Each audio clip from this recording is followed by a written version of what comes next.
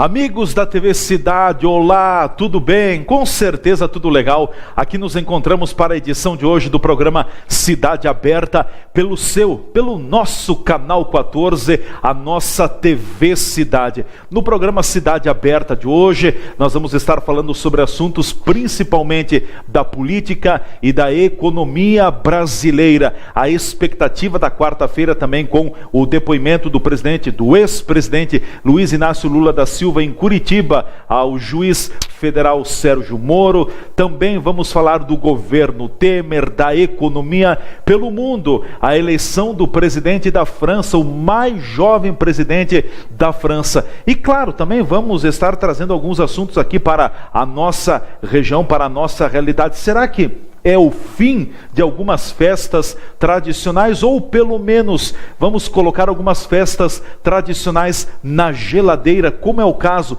da FENAQUIV, que promete ter a sua última edição, e da Festa da Uva, que não será realizada no ano de 2018, alguns dos assuntos que vão estar presentes na nossa pauta. O programa tem um apoio cultural da Ecofar, mantendo a cidade cada vez mais limpa, e também do restaurante Stefenon, muito mais do que um restaurante, ali junto à estrutura do Círculo Operário de Farroupilha, no coração da nossa cidade. Eu quero apresentar para vocês o nosso convidado, que já está aqui na bancada do programa Cidade Aberta, por demais conhecido, é nosso convidado sempre todas as terças-feiras, quartas-feiras da nossa programação. Eu falo do empresário Senair Gomes da Silva, que mais uma vez nos dá a honra da sua presença. E eu já tenho um assunto para cutucar o Senair, mas mais lá no final do programa. Tudo bem contigo, Senair? Boa noite aos nossos telespectadores. É um prazer sempre retornar aqui. Ô, Senair, a expectativa é grande. O que o homem vai dizer em Curitiba, né? Tem alguns cenários já desenhados, né? Que eu espero que se confirme quando nós estivermos assistindo amanhã neste horário. Já terá acontecido a audiência com ele. Tem alguns cenários possíveis. Primeiro, que ele deverá, por instrução de alguns partidários, alguns correligionários, como se chama, ele provocará o Sérgio Moro. O homem desafiará o Moro? Desafiará, porque ele gostaria de ser preso. Porque ele sabe que ele sendo preso, ele pensa... É uma comoção nacional. Ele pensa que não vai ser isso que ele está pensando, mas ele ainda pensa que consegue mover multidões, que ele é o Jesus Cristo moderno. Caminha sobre a água... Não é nada disso. Ele não é isso. Ele é um bandido, ele é um ladrão. Me desculpe, aqueles que ainda não acreditam na roubalheira. Agora mesmo, nesse final de semana, eu tive uma informação de pessoas que foram lá, que a fazenda dele na Argentina é muito bonita. São 40 quilômetros assim e 20 quilômetros assim.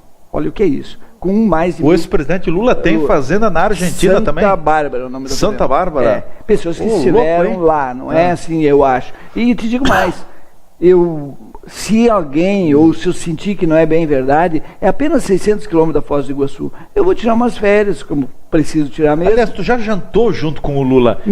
Não, almocei em Flores da Cunha, e na Foz do Iguaçu, eu fiz a última palestra sobre garantias de crédito, aí nós saímos do hotel, da sala, final do salão, tinha lá 1.200 pessoas, e ele entrou para falar sobre educação, que o Chico Pinheiro tinha feito uma palestra sobre educação, e ele basicamente falou sobre educação. Era aniversário da FACEAP, que é a Federação das Associações Comerciais do Paraná, e ele foi convidado, estava lá com 5 ministros. Então, eu tive a oportunidade de ficar a 10 metros longe dele, e aqui em Flores da Cunha eu apertei a mão dele. E nós entregamos o convite da festa da FENAQUIV. Na ocasião entregamos nas mãos dele, mas ele já estava para lá de Bagdá, que para começar o desfile da Festa da Uva em seguida, eles tiveram que esperar ali 1 hora, mais ou menos, curar do porre no hotel, para depois ele participar do desfile. Ele tomou todas. O ex-presidente Lula gostou do vinho, então? Gostou do vinho e do champanhe, aquele aberto, aquele saio, não sei o quê, aquele negócio lá,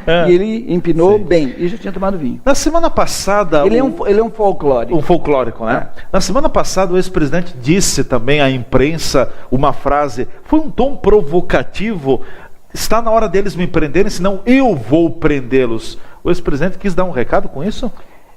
Ele em sendo presidente para 2019, né? Ele assumiria em 2019, ele mandaria prender esses que querem prender ele hoje. Essa é a, vamos dizer assim, a esperança, Ele pode acreditar até, porque como ele é uma pessoa anormal, o Lula é anormal. É uma pessoa que tem essas atitudes. Por formação, por educação, a gente é obrigado a respeitar a justiça, é obrigado a cumprir leis, caso contrário, se muda de país. Se eu não concordo com uma lei ou como cidadão, eu vou tentar influenciar e chamar meus companheiros para que a gente possa mudar essa lei. Se eu não consigo, eu vou respeitá-la. Enquanto eu não conseguir mudar, eu vou respeitá-la. Caso contrário, se eu acho que aqui não é o lugar para mim viver, eu vou para outro país. O mundo é tão grande. Agora, o Lula, desde que eu lembro, ele afronta as leis brasileiras. Ele não respeita, e eu sempre cito isso. É o sujeito que se acha acima do bem e do mal? Do bem e do mal. E por isso que ele continua sendo o cara mais honesto do mundo, quando tem todos os seus tesoureiros e amigos e parceiros presos, comprovadamente por roubalheira, formação de quadrilha. Ele está sendo processado, sim, por 7, 8 já. São inquéritos em andamento para que ele sofra um processo e vai sofrer condenações. O grande problema é saber se quando eles recorrerem, né, porque dinheiro ele tem bastante, olha, o dinheiro que esse homem acumulou é impressionante. Até eu estava fazendo um comparativo, outro dia na brincadeira com meu irmão, eu disse, nós somos Gomes da Silva, o Lula é Lula da Silva, e tem algumas coisas que são parecidas. Nós temos um sítio lá no interior da Criúva, na beira do Rio das Antas, né, onde meu avô foi para lá e foi criado lá, a gente conviveu lá com tantos anos, e o nosso sítio vale lá, vamos botar assim, 80, 100 mil reais. E o Lula tem um sítio em Atibaia, que eu conheço Atibaia, é um negócio legal, bonitinho, né, um sítiozinho legal, é parecido. A gente sofre uma vida toda para conseguir um apartamento pelo BNH, eu tenho um apartamentinho ali atrás da FTEC. E o Lulinha ganha um triplex. E o Lula, são coincidências, né? Tem o triplex lá do Guarujá. Então, a única coisa que eu não quero, que ele vai ter e eu não quero ter, é um condomínio fechado em Curitiba. Isso não. Isso eu não quero. Isso não interessa. Bom, semana passada também, Senair, houve uma decisão, mais uma delas atrapalhadas, né, do ministro Gilmar Mendes, do Supremo Tribunal Federal, e uma decisão do ministro Gilmar Mendes dando ordem para libertar, soltar José Dirceu, que foi ex-ministro de governos do PT, também uma das lideranças históricas do Partido dos Trabalhadores. Será que o Zé Dirceu é o primeiro e essa fila vai engordando agora e a Lava Jato meio que caindo na maionese, desandando na maionese? Eu te diria que há alguns advogados, e eu não quero arriscar nessa área porque eu estudei muito pouco direito, então processo civil, processo criminal, código civil, código de processo, eu não consigo andar normal nessa seara aí. Mas há entendimentos que realmente ele ficou muito tempo preso sem condenação, mas o Zé Dirceu já está condenado. Não é que é sem condenação, ele está condenado por formação de quadrilha, isso, aquilo, aquele outro, mas dizem que ele está há muito tempo com prisão preventiva. Mas estão se acumulando outros processos. Mas eu não vou entrar nessa, se deveria soltar ou não.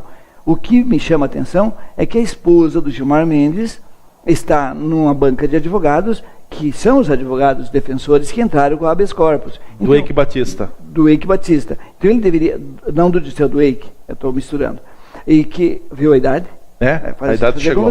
Então, o Eike Batista não podia ter sido, o Gilmar Mendes deveria ter se dado por impedido. Sim. Então, assim, no caso do Dirceu, realmente é bastante tempo que ele estava preso. Porque também ele fez muita falcatrua. É o campeão nacional de falcatrua dessa turma toda aí. Então, se tivesse que ter soltado ele, ok, só que ele vai ser preso imediatamente. Porque ele está aparecendo cada vez mais provas e cada vez outros processos em que ele está sendo outras citado. Situações o colocaram novamente atrás das grades. Quer dizer, não tem, o Dirceu, o destino dele é se aposentar na cadeia. Vai cumprir os 35 anos de tempo de serviço na cadeia e se aposenta. Vai se aposentar vai por lá. Vai se aposentar por tempo de serviço na cadeia. Que é o que um cidadão como o Zé Dirceu merece, porque olha o histórico desse homem. Ele veio para Santa Helena do Oeste trabalhar, arranjou uma namorada, casou, e ela nunca ficou sabendo o verdadeiro nome dele. Ficou sabendo depois da redemocratização e tal, que ele era o Zé Dirceu. Lá ele tinha outro nome. Meus parentes moravam tudo aí perto, ninguém sabia, era o homem aquele lá. Era o cara. Fulano e tal, Antônio, não sei das quantas. Tinha um outro nome. Dizer, um pseudônimo. Não, tinha documentos falsos. E onde o filho dele, o Zeca Dirceu Filho, é prefeito até hoje. Prefeito lá. Sim. Então, eu te diria assim, uma pessoa totalmente diferente do nosso modelo de cidadão. E se você olhar também, por outro lado, todos os guerrilheiros, eu sempre fui contra a ditadura militar. Fizemos escândalos contra a ditadura militar. Agora, eu continuei trabalhando, não tive tempo de entrar para a guerrilha armada e essa coisa, eu continuei trabalhando, seguindo a receita que meu pai me deu quando eu era bem jovem. Pobre só tem duas saídas: estudar e trabalhar, ou estudar e trabalhar. Eu segui a receita. Tem que ser essa. Bom, pelo mundo afora, politicamente falando, nós tivemos no final de semana eleições na França também, e a surpresa, ou enfim, na história da França, o presidente, o Macron, o mais jovem presidente da história da França, ele é mais jovem até do que eu, 39 anos, eu já cruzei a barreira dos 39 anos. Tu viu, a idade está chegando de novo. Vai falando da idade. É uma tendência de renovação da política, algumas renovações, daqui a pouco até com uma certa expectativa, outras muito atrapalhadas, como é o caso do Donald Trump nos Estados Unidos. Você sabe que, se a gente observar no mundo todo, há uma mudança de comportamento das pessoas. O mundo está muito mais agitado do que quando você era jovem. Hoje você já é um senhor de quase 40 anos, né? E sabe, quando a gente entra no 40, o ENTA não sai mais. Entrou só uma vez e 100. Ficou. Então, assim, você tem que ter um certo cuidado, que agora vai longe o ENTA, vai ter acostumado. Por enquanto estou no INTA ainda. Mas é mais um Logo pouco. Vem o ENTA. Então, a agitação das pessoas hoje... A vida é muito mais dinâmica. Tudo o que aconteceu tudo rápido. De modificações no mundo. Então, a política também, pena que a política pouco acompanhou tudo isso. A política ainda é mais lenta nos seus movimentos, porque todos os partidos no mundo todo têm seus donos. Eu já falei aqui isso, e que eu acho que talvez ainda tenha que ter seus donos por uma questão de manter as coisas como estão. Agora, as pessoas estão notando no mundo inteiro que esses políticos tradicionais, essa maneira natural que vinha sendo feita, política, não serve mais. Então, se a França vinha com o Mitterrand ainda, vinha lá com o Charles de Gaulle numa linha de conduta, a França conservadora, aí veio um Sarkozy, que é o Lula deles, meio atrapalhado e meio popularesco, e outros presidentes que vieram na França, claro, não no nível do nosso tupiniquins aqui, mas assim, já meio relativizando as coisas. Agora, o que acontece? Você viu que no dia, ele ganhou a eleição, mas no mesmo dia já tinham protestos. Sim. Quer dizer, as pessoas estão com essa ansiedade que mudem as coisas, mas imediatamente já querem o resultado. Mudem num estalar de dedos. Já querem o resultado imediato. Quer dizer, ninguém mais tem tempo para esperar as coisas acontecerem ao natural. É tudo atropelando. Eu tenho medo disso. Porque eu não acredito que, mesmo que a gente esteja preparado para esta troca simultânea de poder, de visão de futuro e coisa e tal, que vai dar certo. Eu tenho medo que haja uma ruptura mundial em função de que as pessoas, em todos os países do mundo, estão com essa pressa. Olha o que aconteceu na Turquia, por exemplo. Sim. Muita coisa. O Donald Trump vai realmente conflituar com o mundo afora? Não. Coreia do Norte ou é só um balão de ensaio? Eu acho assim, que o mundo todo sabe quem é o Samsung lá. O Samsung lá é um panaca, é um louco. Mas ele sabe que a China está ali do lado dele. Sim. A Coreia aqui do outro lado, já lutaram, já fizeram, morreu tanta gente inocente, e agora há essa acomodação, porque a China está ali do lado dele. E como os Estados Unidos mantêm essa amizade, quantas empresas tem na China hoje? Americanas? Muitas. Então, o que o americano fez? Ele simplesmente disse, nós não podemos ganhar uma guerra nuclear, porque aí nós também perdemos. Então nós temos que ganhar uma guerra econômica. E a China embarcou nessa junto. As empresas chinesas estão vindo aqui comprar as nossas hidrelétricas. Compraram a RGE, por exemplo, hoje de uma chinesa. Estou produzindo aquela carreta que eu te falei para a CPFL. CPFL Energia. Que é energia. Que é o maior grupo de energia do país, que tem sede em São Paulo. E está estão comprando outras concessionárias de energia, né? Nós vamos ao nosso espaço de apoiadores culturais aqui no programa Cidade Aberta. Em seguida a gente volta então com o apoio cultural da Ecofar e também do restaurante Stefenon, dando continuidade ao bate-papo com o nosso convidado hoje, o empresário Senair Gomes da Silva. Fique por aí, a gente fica por aqui, logo logo estaremos de volta.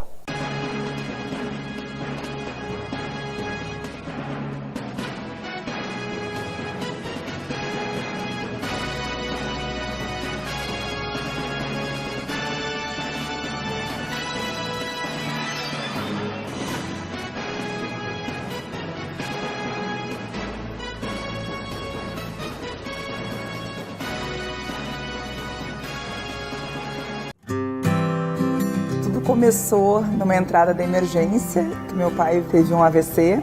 Quando me informaram que ele estava vindo para o Mãe de Deus, eu fiquei feliz, porque eu tenho uma confiança no hospital. Precisei usar a emergência oncológica aqui do hospital. Eu estava de férias na praia com meus filhos, então comecei a sentir essa dor. Eu estava com medo de uma recidiva da doença, né? Então eu achei mais prudente vir para o hospital que eu me trato. A emergência do Hospital Mãe de Deus tem como valor prestar um serviço de excelência a todo paciente, dando a ele confiança e segurança do atendimento que lhe é prestado aqui. Na telinha eu vi as opções emergência e emergência oncológica. Eu cliquei ali, já saiu uma senha, o segurança ele abre a porta, tu já entra na sala de recepção e a enfermeira te chama para fazer a triagem. Nós temos uma triagem no Hospital Mãe de Deus, acolhe todo paciente que procura o hospital. Pacientes graves que têm uma emergência são encaminhados para nossas salas ou para o nosso atendimento em consultórios dentro da emergência. Pacientes menos graves são encaminhados para o nosso pronto atendimento.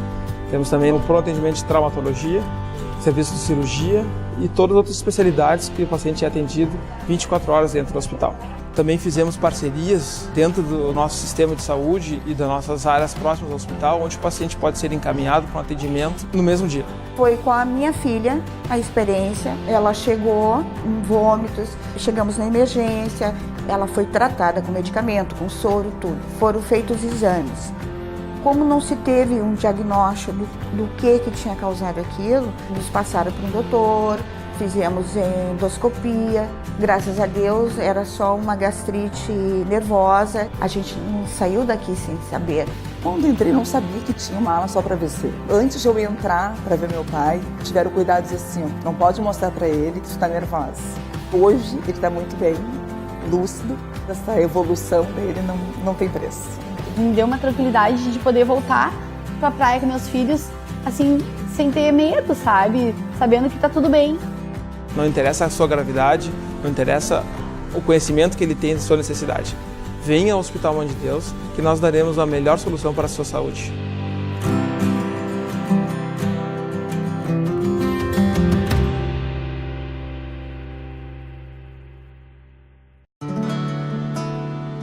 O futuro pode ter muitos nomes. Para quem sonha grande, é o mundo. Para quem ama, é o nome do filho que vai nascer. Para os corajosos, a inovação. Para quem vive uma crise, é superação, que é o exemplo. Independentemente de todas as crises, o nosso estado continua produzindo alimentos para o mundo inteiro, batendo recordes de safras ano após ano, porque para essa gente, o nome do futuro é modernização.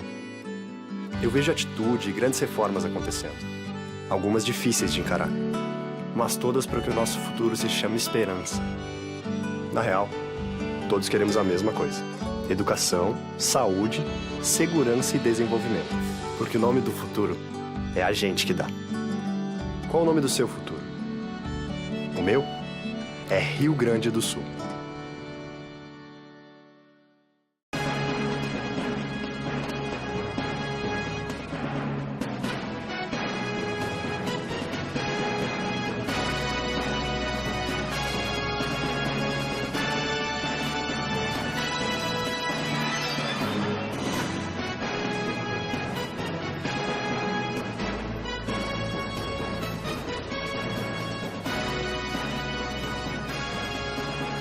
Voltando com o programa Cidade Aberta, aqui pelo nosso canal 14, o canal digital da NET em Farroupilha e também no Facebook TV Cidade Farroupilha, com apoio cultural da Ecofar, mantendo a cidade cada vez mais limpa, e também do restaurante Estefanão, muito mais do que um restaurante, aqui no centro, no coração da cidade, junto à estrutura do Círculo Operário de Farroupilha. Nosso Cidade Aberta, sempre de segunda a sexta-feira, das 19h30 às 20h30, em edição inédita. Hoje é nosso convidado o empresário Senair Gomes da Silva, que está com a gente aqui nos estúdios da nossa TV Cidade. Ainda tomando, Senair, a gente falava da decisão do ministro Gilmar Mendes no final do bloco passado, dando voz, libertando, enfim, José Dirceu, e a tendência que vem a outros, Antônio Palocci, até o próprio Eduardo Cunha, que parece que todo mundo tem medo da língua do Eduardo Cunha.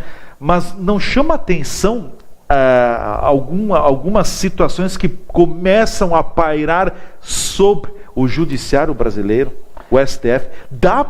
Houve uma época no país que a instituição que tinha mais credibilidade passava a Igreja Católica, não que a Igreja Católica teria que estar em primeiro lugar, era a Justiça. Será que a Justiça ainda desfruta dessa credibilidade com essas desordens? Faz isso, desfaz, mil e uma coisa? O fato é que a gente observa no governo Lula, foi nomeado 7 ou 8 ministros. Quase toda a corte, quase toda a Suprema Corte. Depois a Dilma mais 2, está sobrando 1 ou 2, que não foram, um do Celso de Mello, que foi o Collor, e o Gilmar Mendes, que foi o Fernando Henrique Cardoso. O restante é tudo do Lula e da Dilma. Então, agora, e não é por isso, não é porque eles nomearam, não é essa questão. E um do Temer, que é o Alexandre de Moraes.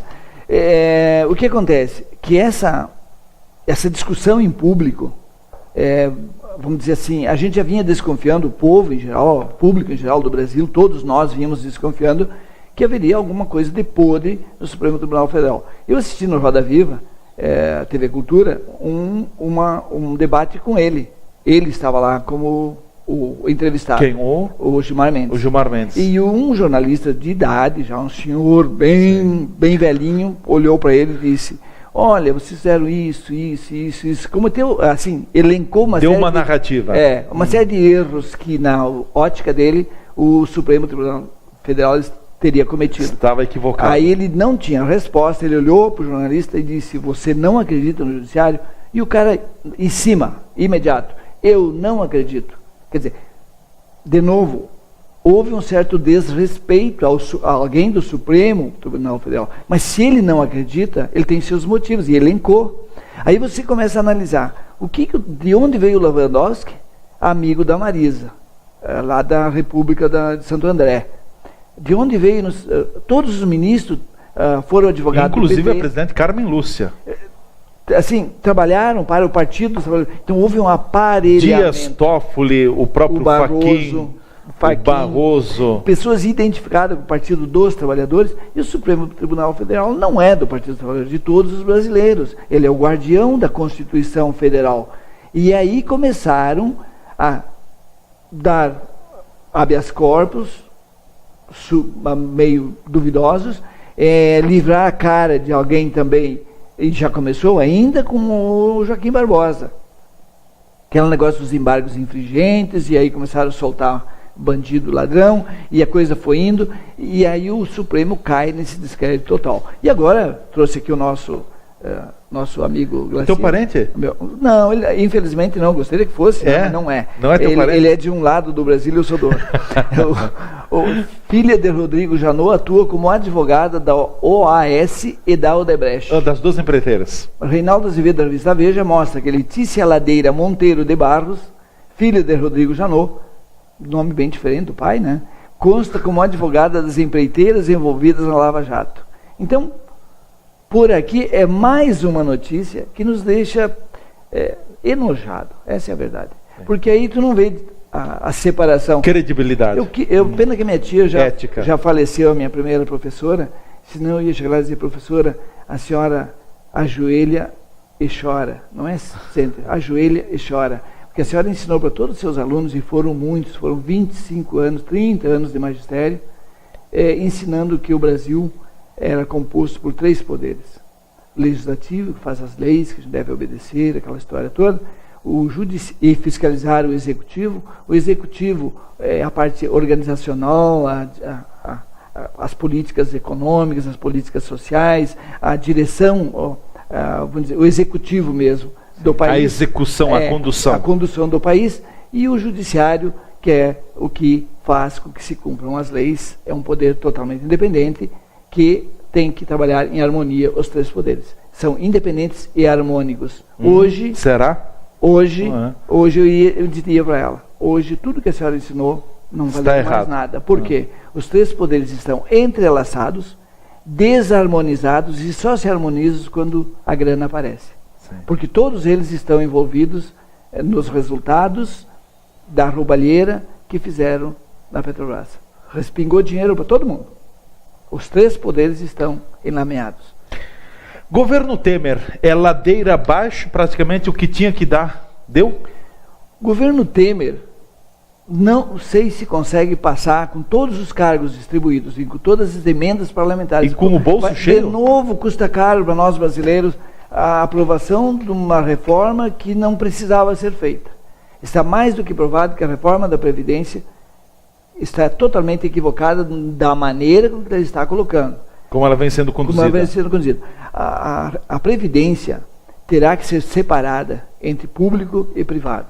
Porque chega do poder privado, o poder que eu digo, as empresas, o setor privado, aqueles que trabalham, que produzem, que geram impostos, carregar nas costas quem ganha muito mais, que está provado isso, no setor público. Quem quer ganhar muito mais a vida toda, contribua muito mais enquanto estiver trabalhando. E é o que não acontece. Para vocês terem uma ideia, a média salarial do Ministério Público é 30 mil reais, aposentados do Ministério Público.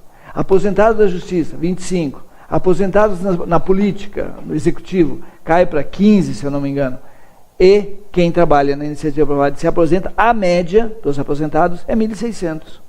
Claro que são milhões a mais que são aposentados na iniciativa privada do que os outros. Só que é 1.600. E tem pessoas aí que contribuem muito pouco para a Previdência e se aposentam ganhando bem. Esse é o maior erro. Por que essas corporações, que o Brasil virou só corporações? Um corporativismo. Se você quiser se dar bem, entra numa... não importa o que nome encontrar, que tem corporações para todos os gostos. Começa no sindicalismo e vai... engenheiros, não sei mais o que, tudo corporações. Tem muitas corporações dessas que o pessoal ganha bem. Então, por que não ter uma aposentadoria complementar? Cai fora dessa pobre aí. E cobrar, principalmente cobrar os inadimplentes da Previdência. Bancos, grandes empresas, que são os campeões nacionais, que foram injetados bilhões nesses campeões nacionais, leia-se JBS, Marfrig, Friboi, Bradesco, não sei mais o que receberam milhões.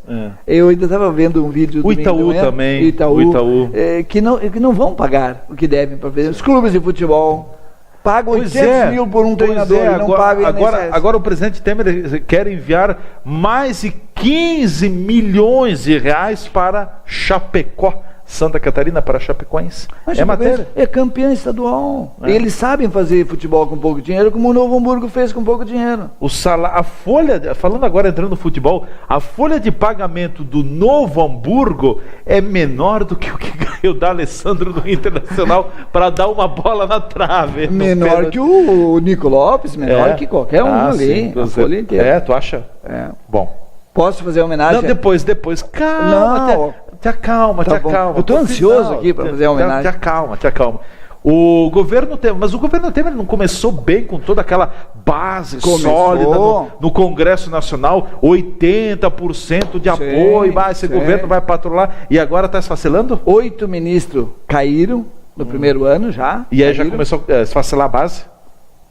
Mais 9 estão sendo investigados, que a gente escolheu bem esse ministério. Sério, acima de qualquer... Notáveis, era um ministério notáveis. Vamos fazer desse país um espetáculo que o Lula prometeu e até certo ponto Onde que era o presidente Temer? Onde ele era? ele erra talvez por necessidade, porque ele precisa do Congresso Nacional, como qualquer um que for eleito vai precisar do Congresso. O sistema político nacional não permite que um presidente faça suas escolhas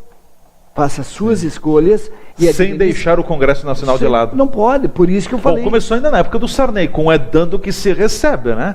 Olha, depois da redemocratização. Exatamente, isso que aconteceu. O problema é antigo. E o Lula potencializou isso. Vitaminou? Vitaminou violentamente, já com o mensalão e depois com o petrolão. Mas assim, esse sistema deixou o Temer refém. Eu não quero aqui discutir se ele é mal intencionado ou não, acho que não. Só que o fato dele ficar 2 mandatos, um mandato, uma eleição, e depois a reeleição junto com a Dilma, e não ter enxergado nada do que vinha acontecendo, depois trocar de barco e o partido dele e os seus aliados dizerem que o país seria outro, que o país estaria se livrando de uma chaga que era a corrupção. A corrupção continuou, não mudou nada, os corruptos estão lá. Ou vai me dizer que Gedel, Jucá, Sarney, Renan Calheiros, Eduardo Cunha eram tudo santinho? Não eram, a gente sabe que não é. Tá aí os processos tudo mostrando. Ou tem algum brasileiro Eliseu que ainda acredita que são Padilha, tudo santinho? Eliseu Padilha, o ex-governador do Rio de Janeiro, o Moreira Franco. Sim, mas e agora os 2 presos? Sim. É tudo farinha do mesmo saco, é tudo do mesmo time. É tudo dos partidos da base. PMDB, principais, né? PMDB, diria o meu pai, trocou a boiada, mas continua a mesma coisa. A mosca. o PMDB, Partido Progressista, PSDB, Partido dos Trabalhadores, esses 4 que são os maiores, estão todos no mesmo barco. Eles se uniram, dá sustentação em nome da governabilidade que o seu Lula disse. Claro, governabilidade precisa comprar o Congresso. Mas, então nós temos que, enquanto sociedade, exigir que se troque o sistema político para que a gente tenha um sistema parlamentarista ou sei lá o quê, mas que não dá mais para aguentar esse tipo de coisa. Bom, agora na próxima sexta-feira, dia 12 de maio, estará completando 1 ano de governo Temer. Houve aquele período da interinidade, enquanto que corria o processo de impeachment no Congresso Nacional, sobretudo no Senado Federal, com muita participação do Supremo Tribunal Federal. Mas, enfim, Michel Temer assumiu a presidência da República do Brasil no dia 12 de maio do ano passado. Tem algo que dá para dizer, Temer fez isso de bom nesse 1 ano? Tem algo a comemorar ou está difícil para encontrar alguma coisa? Eu cito duas coisas, duas iniciativas dele. Dois projetos. Entre outras, ele teve outras iniciativas, que o Brasil, assim, o governo estava totalmente paralisado. E ele conseguiu passar algumas leis que foram interessantes, mas o principal, vendo que o país está numa miséria total, liberou o saque do Fundo de Garantia. Isso foi bom. A economia deu uma certa reagida. Embora tímida, mas tímida, e agora acabou o Fundo de Garantia, nós vamos voltar de novo, e já estamos sentindo, de novo, uma complicação, porque desempregado não consome. Mas então tem que conceder incentivos no IPI, linha branca, automóveis, setor moveleiro, é o caminho ou isso só maquia? Olha, o que o Brasil precisa é de geração de emprego. E uma das formas de gerar emprego é investimento público. Sim. Só que eu te pergunto, o investimento público foi feito de 1 ano para trás, agora eu não sei, mas de 1 ano para trás, foi feito muito investimento público em outros países. Eu te falei, não ensinaram geografia para o Partido dos Trabalhadores e os seus aliados, inclusive para o Temer, porque ele era vice. Não adianta culpar só os outros. Os partidos que governavam o país investiram em outros países, geograficamente erraram. Cuba, Venezuela, Angola, África, enfim. Para tudo que é lado. A menos aqui. Então o que acontece agora? Agora falta dinheiro, o BNDES está quebrado. Os fundos de pensão estão quebrados. Olha o absurdo, meteram a mão nos fundos de pensão. Sim. De 90 bilhões que tinha, sobrou 30, 60. Tu citavas duas medidas dele. Essa questão do Fundo de Garantia. Tá. E a segunda, mexeram na educação. Isso vai dar resultado com o tempo, não é no primeiro ano. Mas esse sistema declaracional que eles estão tentando implantar, e já implantaram, já está em fase de consolidação, eu acho que vai dar resultado. Certo. Vai ser melhor. Nós vamos ao nosso espaço de apoiadores culturais aqui no programa Cidade Aberta. Em seguida a gente já volta com o bloco final do programa, com o apoio cultural da Ecofar, mantendo a cidade cada vez mais limpa, e também do restaurante Estevenão, muito mais do que um restaurante, junto ao Círculo Operário de Farroupilha. A gente volta já já.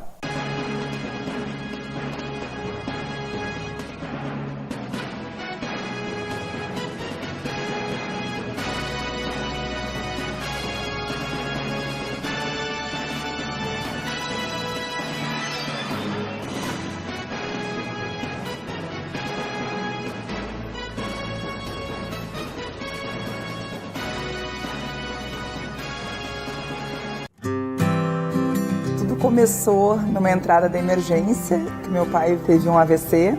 Quando me informaram que ele estava vindo para o Mãe de Deus, eu fiquei feliz, porque eu tenho uma confiança no hospital. Precisei usar a emergência oncológica aqui do hospital.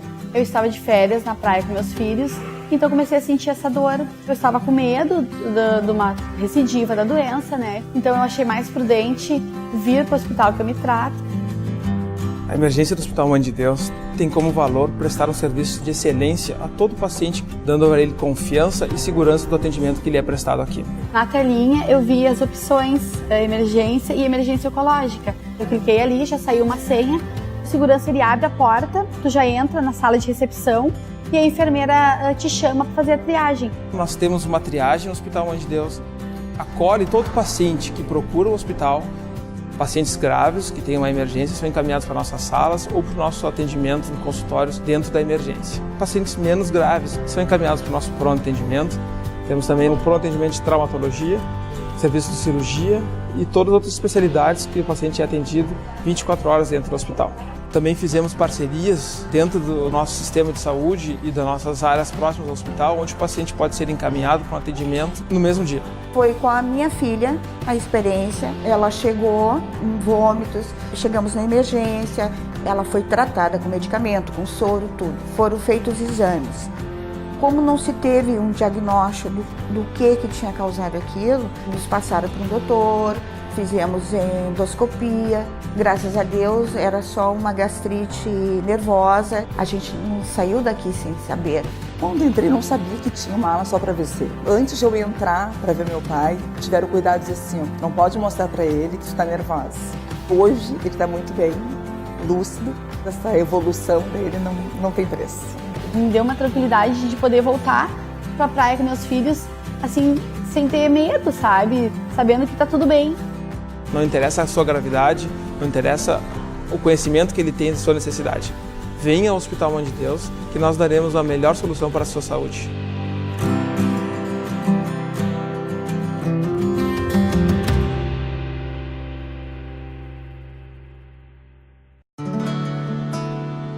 O futuro pode ter muitos nomes.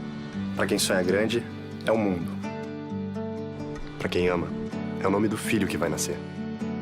Para os corajosos, a inovação. Para quem vive uma crise, é superação, que é o exemplo. Independentemente de todas as crises, o nosso estado continua produzindo alimentos para o mundo inteiro, batendo recordes de safras ano após ano.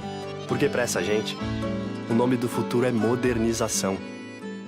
Eu vejo atitude e grandes reformas acontecendo, algumas difíceis de encarar, mas todas para que o nosso futuro se chame esperança. Na real, todos queremos a mesma coisa: educação, saúde, segurança e desenvolvimento. Porque o nome do futuro é a gente que dá. Qual o nome do seu futuro? O meu é Rio Grande do Sul.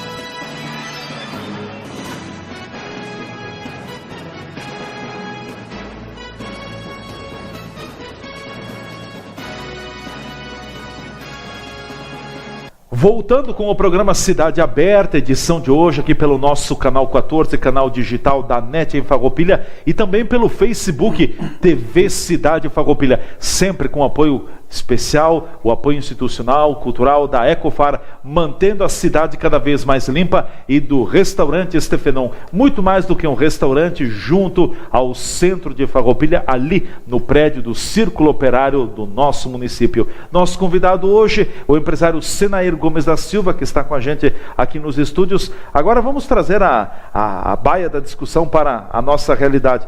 Semana passada bombou em Caxias do Sul, é greve dos médicos em Caxias do Sul, é a discussão do reajuste do transporte coletivo, aumenta, não aumenta, entra a justiça, a prefeitura tem que se manifestar, enfim, tantas questões. Mais um ingrediente, a Comissão Comunitária da Festa da Uva decide protelar a festa que deveria acontecer em 2018, se mantivesse, se fosse sendo realizada, mantivesse a realização bianual a cada 2 anos. Vai para 2019. Farroupilha vai fazer a sua última FENAQUIV nesse ano.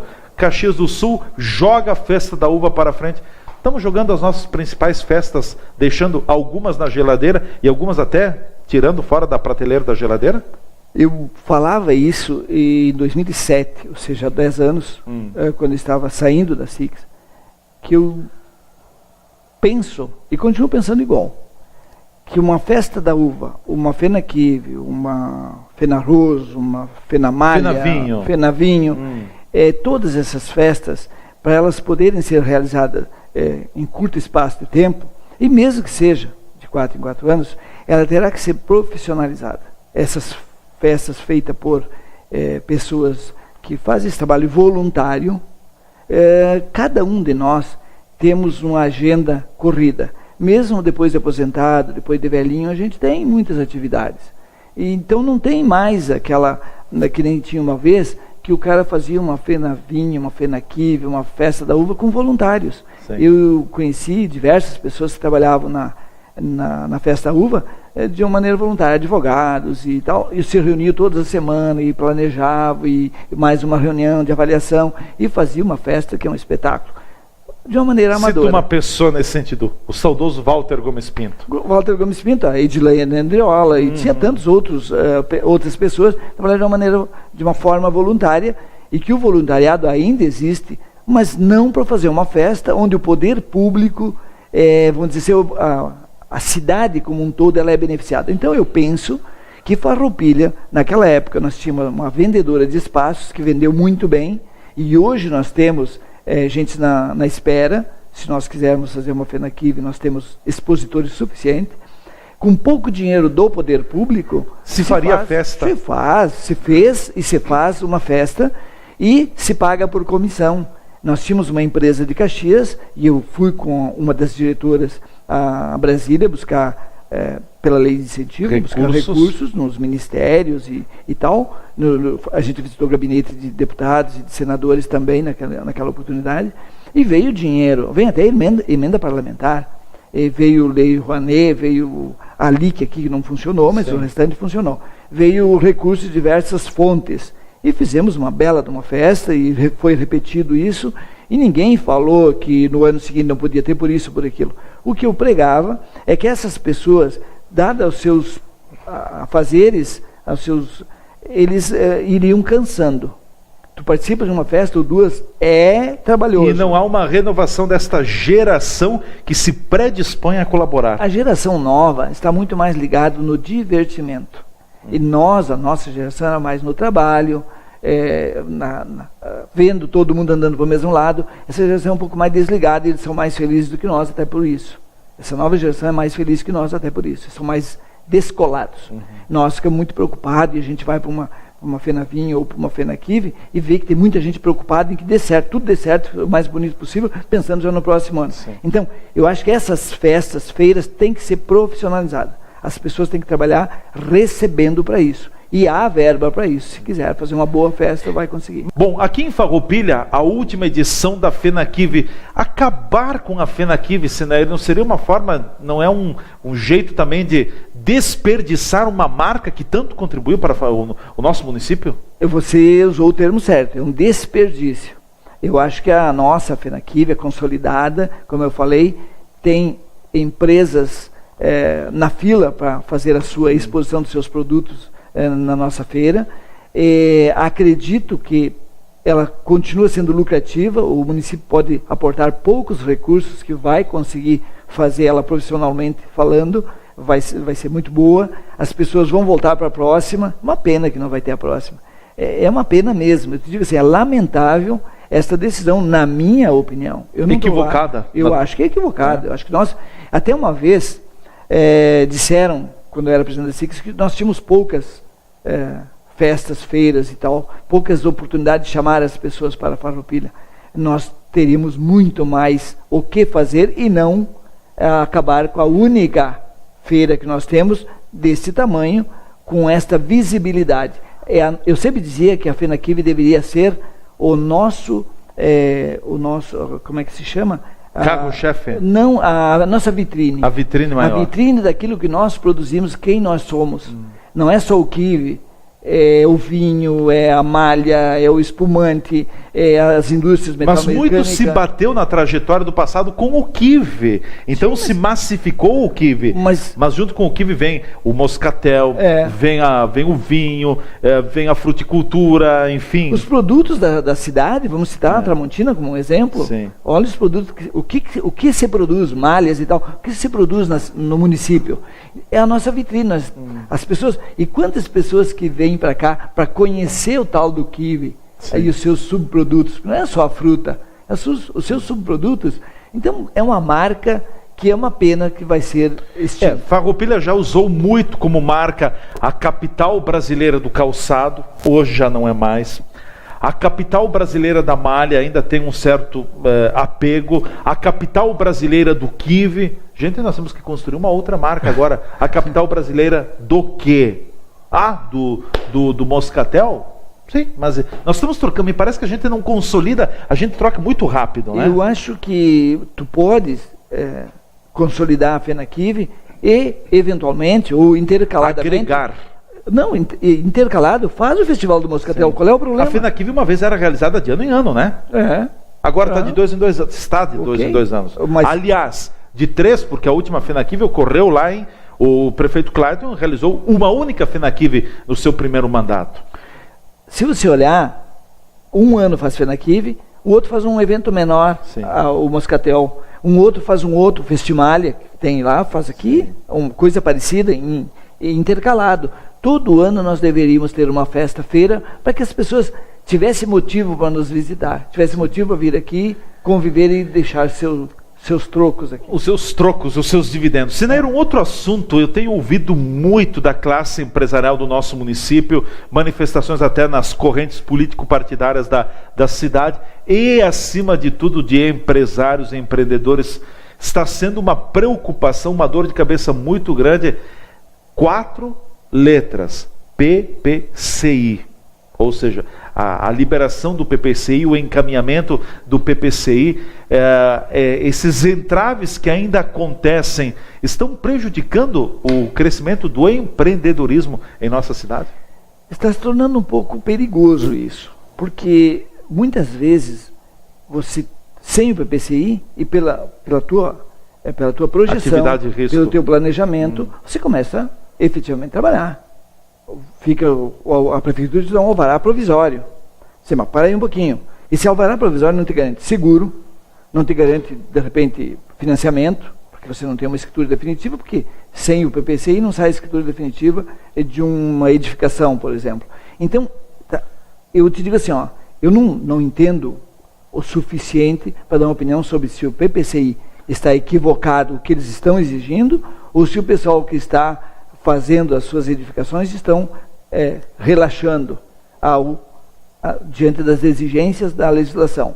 O fato é que nós temos que olhar em outros estados, não é nem em outro país, em outros estados, em outras no Brasil regiões, continental. O Brasil continental, como mais ou menos uma média do que é exigido. Nós não podemos não é só porque a Boate Kiss foi um fato que nos aterroriza até hoje, né? Não vou falar mas um circo também pegou fogo, não é por isso que os circos não continuam. Então, eu acho que as boates tiveram modificação, ok, isso tudo é benéfico. Agora, a indústria, o comércio, os serviços, não podem pagar por isso. Mas a questão da legislação, me parece, no Brasil nós temos um problema muito sério. Se tem uma legislação que para aplicar numa empresa de grande porte até vai. Agora, aplique uma legislação como é a legislação trabalhista, a legislação daqui a pouco tributária, a legislação de prevenção, no caso do PPCI, empresas de pequeno porte, não dá certo, não tem como, né? As exigências que eles estão fazendo para as empresas pequenas, empresas com 10, 8... Não, elas não têm capacidade de cumprir. Não tem como. Não tem como, inviabiliza. Eu te digo assim, eu tenho conversado com muitos empresários que têm empresas mais ou menos do porte da nossa, um pouquinho maior, um pouquinho menor. Está todo mundo com o mesmo sentimento. Vamos parar, porque não dá mais. Eu estava brincando ainda ontem, que quando eu comecei a empresa, tinha um sanguessuga, que eram os impostos estaduais e federais. Hoje tem umas 12 sanguessugas. Tá, mas a vaca emagreceu. A vaca vai. Daqui a pouco ela está cambaleando já. Daqui a pouco não dá mais. Aí, só engenheiro ambiental, engenheiro... E metro? Além do ambiental, tem que ter um... mecânico, para assinar pelo projeto da empresa. ART. Aí tu tem qualquer modificação num chassi que o engenheiro mecânico que autoriza e assina embaixo, não, mas tem que passar no Inmetro. Quem é o cara do Inmetro? Outro engenheiro. Aí tu paga o engenheiro, porque o projeto da carreta é diferente do outro engenheiro. Aí tu tem que modificar um para-choque, o nosso engenheiro tem todas as condições, é um engenheiro mecânico. Não, tem que passar na Inmetro, fazer uma nova homologação, porque o engenheiro lá disse, não, mas tem que mudar o número da nova normativa. Mas a nova normativa, o que traz? Nada. É só o número, o resto continua igual. E lá se vão 10 mil reais, porque esses são 5 modelos. Então chegou num ponto que não dá mais mesmo. Ou eu vou embora daqui, ou vou me aposentar definitivamente. Eu trabalhar desse jeito, não vou mais. Chega. Abusou. Ele simplesmente... A legislação brasileira está de uma forma. A trabalhista está horrível. A previdenciária está ruim. Sim, a tributária pesada. Todas as nossas legislações estão colocando o país na contramão. E o Rio Grande do Sul, pior ainda. Sim. Eu nunca imaginei que o nosso estado fosse chegar no ponto que está. Fosse a reboque da forma como está? Conversando com um sobrinho que está em Curitiba, ele tem uma loja e mais uma venda de chocolate lá e tal, uma loja de confecção, e ele me disse, tio, vem para cá, aqui tem mais oportunidade. O Rio Grande do Sul já era. Bem assim ele me disse, ele estava 12, 15 anos já em Curitiba. Já eras o Rio Grande do Sul? Ele disse, o Rio Grande do Sul já era. Não tem mais. Ele disse bem assim para mim, onde é que se viu parcelar salário de funcionário público ganhar uma miséria durante quase um ano? Isso não existe, só no Rio Grande do Sul para fazer isso. Então, não é falar mal do Sartori, é o estado de coisa que está aqui agora. Nós estamos atolados até o pescoço. Sim. Tu acha que essa questão, só para finalizar, essa questão de parcelamento de salários afeta o Estado? Hoje tem muitos municípios gaúchos que também estão com problema em cumprir a sua folha de pagamento. Até que ponto, Farroupilha, a nossa cidade, nosso município vai conseguir dar conta do pagamento dos seus servidores? Pelo que se sabe... Por enquanto está bem. Está tudo em dia. Eu não sei quase nada da prefeitura, porque eu não tenho assim... A última vez que eu entrei na prefeitura, acho que faz mais de um ano... que um amigo meu de Bento pediu para dar uma força sobre uma liberação de alvará. Mas faz muito tempo. Ainda era o Jorge, o secretário lá. Olha o tempo que faz. Depois não entrei mais, então eu estou bem por fora do que vem acontecendo. E até porque eu trabalho no interior, eu venho aqui só para dormir. O Burati é outra civilização, é outro mundo. É bem, lá as coisas acontecem bem mais tranquilo, né? Aqui a coisa é mais agitada. Mais agitado. Bom, para concluirmos o programa, eu me lembro, na semana passada, tu disseste assim, e eu até duvidei, mas calei, ainda bem que não falei, né? Não, o Novo Hamburgo vai ser o campeão gaúcho de 2017. Não pode ser, o Internacional tem camisa, o Inter tem força, o Inter é o Inter tem jogadores experientes, o Internacional com uma série de elencos. E não é que tu acertasse que o Noia chegou lá? Que faz a idade, mas né? o que foi? Foi azar do Internacional? Não. Foi incompetência do Internacional? A sorte, ou foi sorte mesmo do Noia? A sorte do Internacional foi não ter ficado diante do Caxias. Porque o Caxias tinha futebol para ganhar do Inter. E aí nos pênaltis, o D'Alessandro errou e fez o gol. Sim. Porque acertar é a trave. O Roberto bate. O difícil não é acertar a trave. Os três acertaram. Acho que os três acertaram a trave. Porque eu estava jogando paciência. Dois com certeza. Eu estava jogando paciência e só via que não dava o gol. E voltava dando uma gargalhada. E a dona Lia braba comigo, como tá rindo quando eles disseram, sim, mas eu vou chorar, certo? Né? Mas eu quero te dizer, meu amigo, vai cumprir a promessa? Olha aqui, ó. Olha eu não acredito. Dá um close nessa... Olha que coisa linda. Por favor, não eu estou homenageando o nosso vice-campeão gaúcho, que perdeu o título para o grandioso Noia. Então eu preciso dessa homenagem ao nosso vice-campeão, que, olha só, que chegou na frente do, como é que é? Pentacampeão da Copa do Brasil de 2016, chamado Grêmio. Nós chegamos na frente, né? E perder para o glorioso Noia. Nada, na próxima agora o semana... o Noia está feliz, né? Passou por cima do Grêmio, passou por cima do Inter. Na próxima terça-feira eu vou vir com a camiseta oficial do Noia. Do Noia? Tu tem que é a homenagem ao campeão. Chegando? Tá chegando hoje ou amanhã, chega...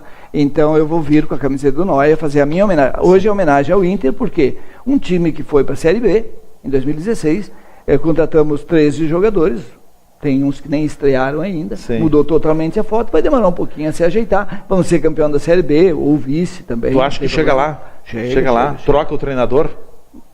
Tem que trocar. Tem que trocar o treinador. Esse treinador é muito bom, mas ainda não está a nível de altura do Internacional. Dupla Grenal.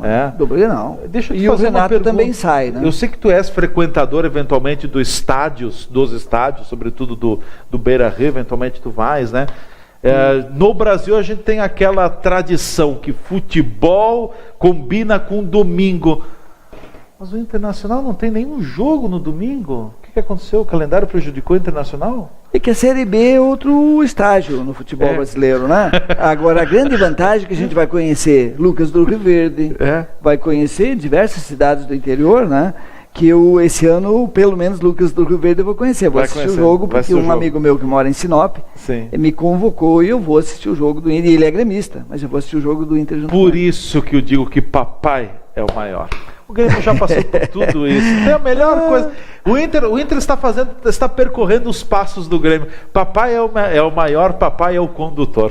É verdade. Até a próxima, então. Até a próxima, muito obrigado. A nossa flauta aqui faz parte também, né?